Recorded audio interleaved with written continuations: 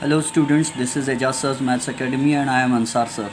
Actually I am in the office and I don't have tripod stand here, that's why I first solved this question and then I am making a video.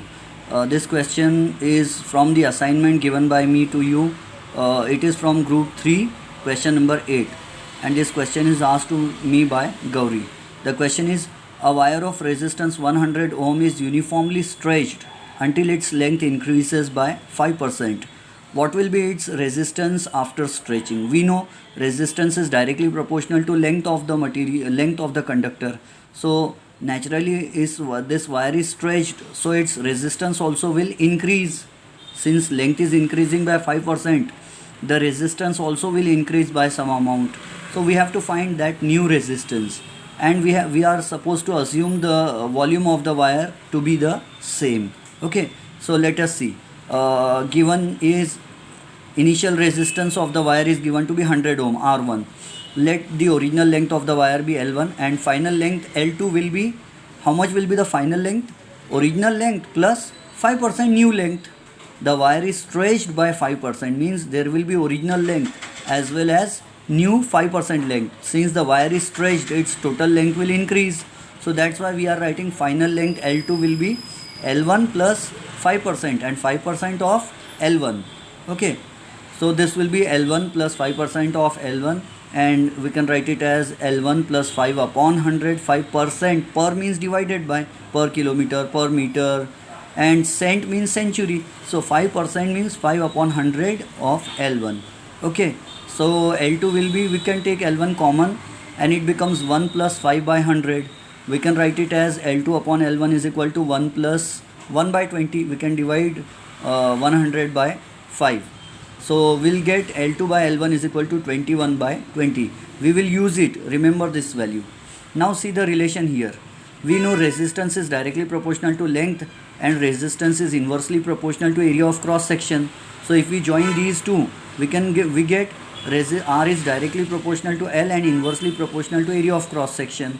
So whenever we remove the proportionality sign, we need a constant. So here this constant of proportionality is rho. Rho denotes the resistance.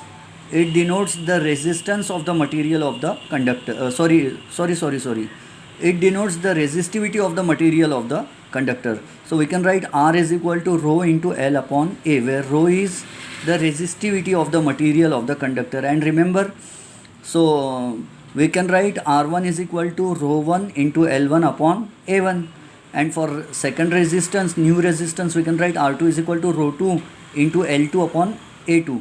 And I have written rho 1 is equal to rho 2. Since the wire is stretched, so in stretching the wire, the material remains the same. That's why resistivity will remain the same. We have studied that resistivity does not depend on length. It does not depend on area of cross section. Resistivity depends on the material of the conductor, and while stretching the material remains the same.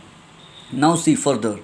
Since the volume of the volume remains the same, we are given in the question volume remains the same, then we can write volume before stretching the wire is equal to volume after stretching the wire. So and we consider the wire to be a cylindrical wire, because we have seen in our day-to-day life most of the wires that we see are cylindrical wires. They are cylindrical shaped.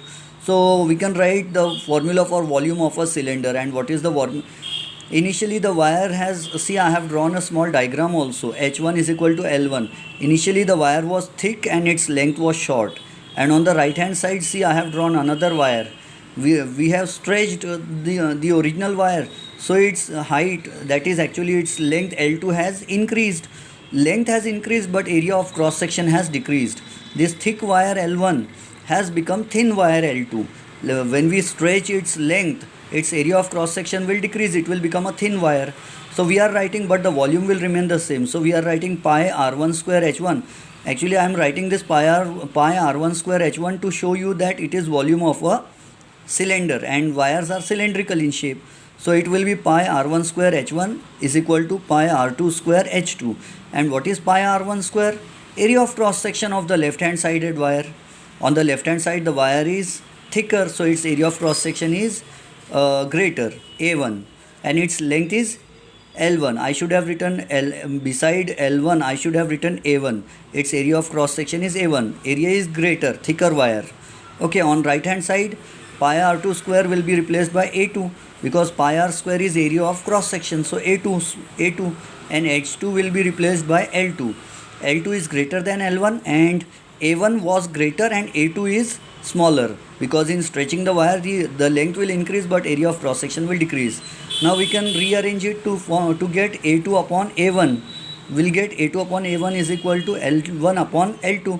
Let this be called equation 1, or even if we don't consider it to be equation 1, we can move further. Now see, we will divide R2 by R1. Why are we doing this? Because we have to find R2. So R2 upon R1 will be, what was the formula for R1? What was the formula for R2? See above. R2 is equal to rho 2 into L2 upon A2. And what is R1? Rho 1 L1 upon A1.